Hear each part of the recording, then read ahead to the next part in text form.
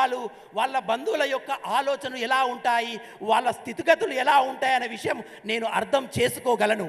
और मैं अपने अनुभव से ये कह सकती हूँ कि वो यही चाहते हैं कि इनकी शहादत व्यर्थ न हो.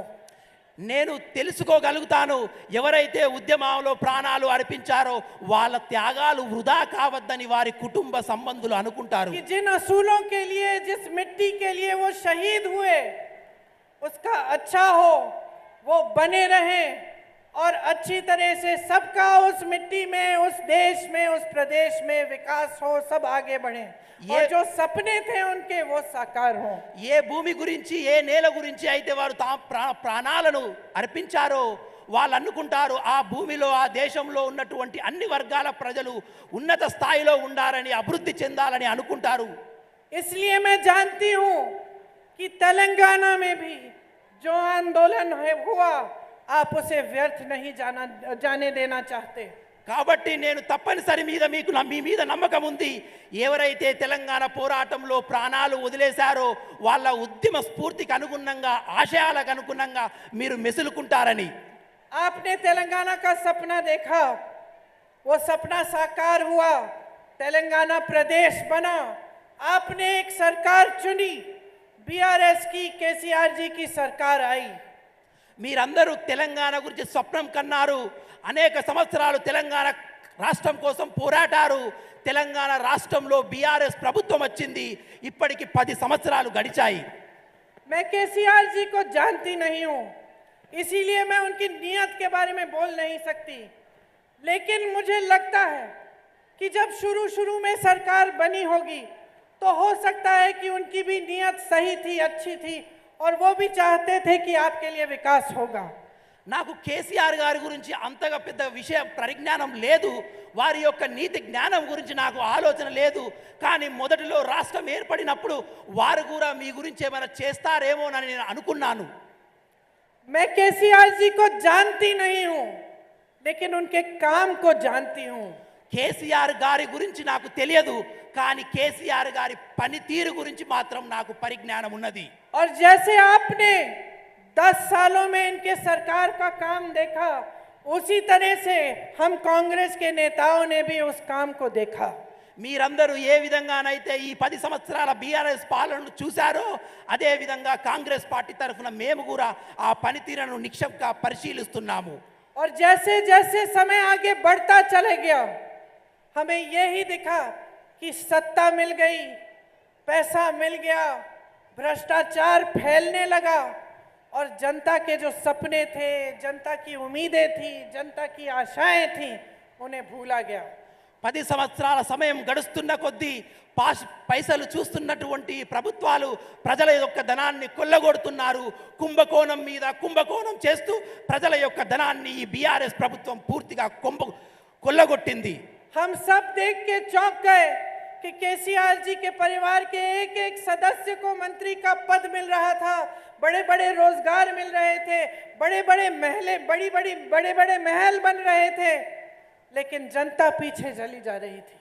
गरीब और भी गरीब होते चला जा रहा है. మేము తెలంగాణ వికాసాన్ని పరిశీలించినప్పుడు రోజులు గడిచే కొద్దీ ప్రజల యొక్క ధనాన్ని కేసీఆర్ గారు దోచుకుంటానే ఉన్నారు.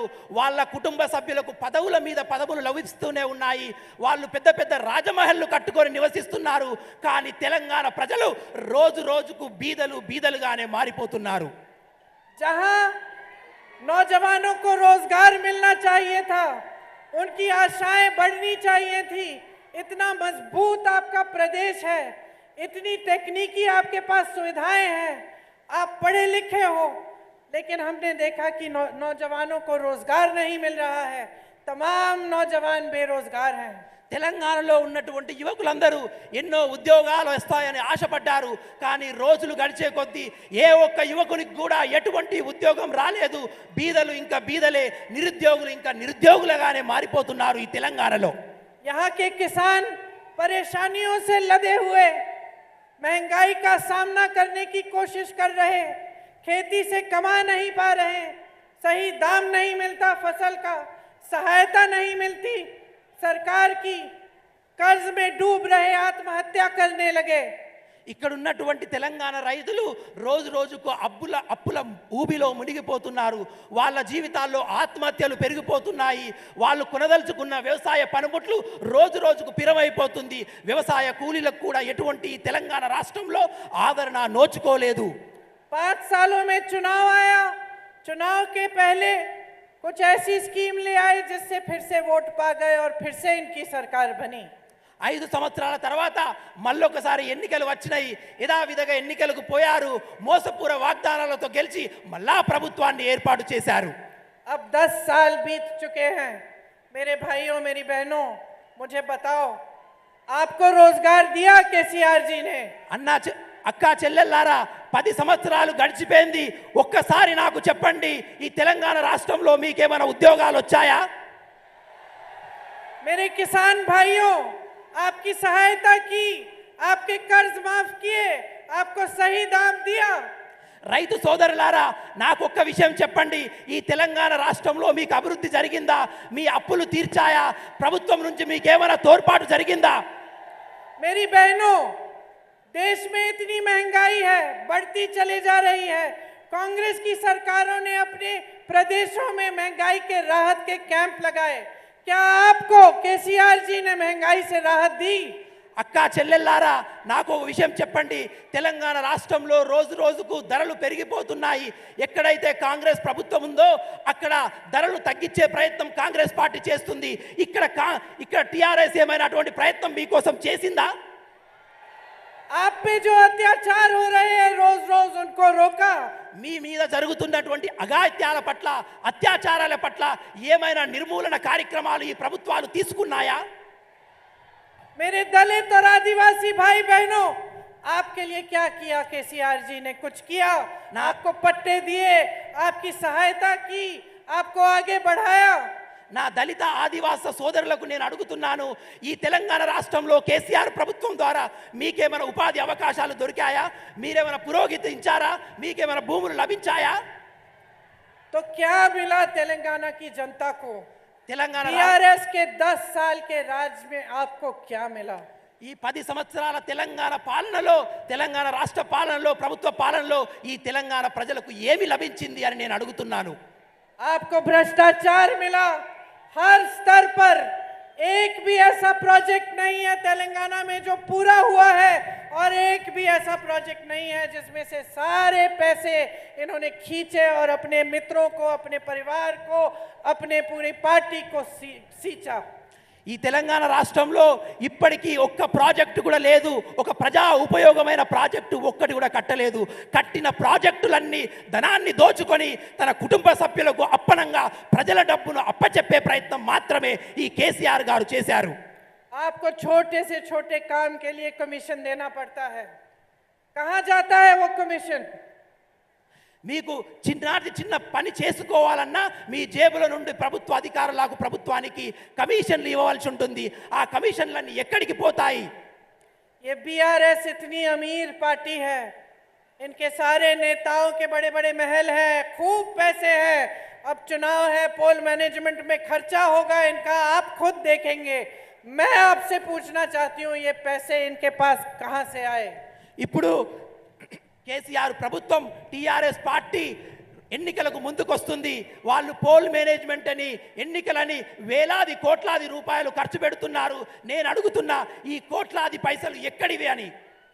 आपको मालूम है कि लोकतंत्र में, जो कि हमारे देश में है, उसमें पैसे सरकार के नहीं होती। सारी जो संपत्ति होती है सरकार की, वो जनता की संपत्ति होती है।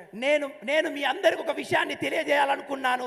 ప్రజాస్వామ్యంలో ఉన్నటువంటి డబ్బు ప్రభుత్వ డబ్బు, అది ప్రభుత్వ డబ్బు కాదు. ఆ డబ్బు అంతా ప్రజలది, ఆ డబ్బు అంతా మీది. बहनों, जब आप सुनती हो कि इस प्रोजेक्ट में इतना बड़ा घोटाला हुआ, हजारों करोड़ रुपए किसी को मिल गए, किसी नेता ने खाए, तो आपको क्या लगता है कि एक दूसरे के पैसे खा रहे हैं? ये आपके पैसे हैं जो चोरी हो रहे हैं। ये वो पैसे हैं जो आपकी स्कीम्स में जाने चाहिए। ये वो पैसे हैं जिनसे किसानों के कर्ज माफ होने चाहिए। ये वो पैसे हैं जिनसे आपको रोजगार मिलना चाहिए। ये वो पैसे हैं जिनसे मेरी बहनों के खाते में हर महीने पैसे जाने चाहिए। రాష్ట్రంలో పెద్ద పెద్ద కుంభకాలు జరుగుతుంటాయి. కుంభకోణాలు జరిగినప్పుడు వేలాది పైసలు, ప్రభుత్వ పైసలు నాయకుల దగ్గరికి వెళ్తాయి. ఈ పైసలంతా ఎక్కడిది? ఈ డబ్బంతా ఎక్కడిది? ఈ డబ్బంతా ప్రజల డబ్బు, ఈ డబ్బంతా మీ డబ్బు. ఏ డబ్బు అయితే మీ ఉద్యోగ అవకాశాల కోసం ఖర్చు పెట్టాలో, ఏ పైసలు అయితే మీ పురోగతి కోసం ఖర్చు పెట్టాలో, ఏ డబ్బు అయితే మీ అభివృద్ధి కోసం ఖర్చు పెట్టాలో, ఆ డబ్బును వీళ్ళు తమ సొంత ఖాతాల్లోకి దోచుకొని కుంభకోణాలు చేస్తున్నారు. बहनों और भाइयों, देश में आज जो परिस्थितियां हैं उनको अच्छी तरह से समझना बहुत जरूरी है। అక్కా చెల్లెల్లారా, అన్నా తమ్ముళ్ళారా, ఈరోజు రాష్ట్రంలో నెలకొల్పున్నటువంటి విషయాలను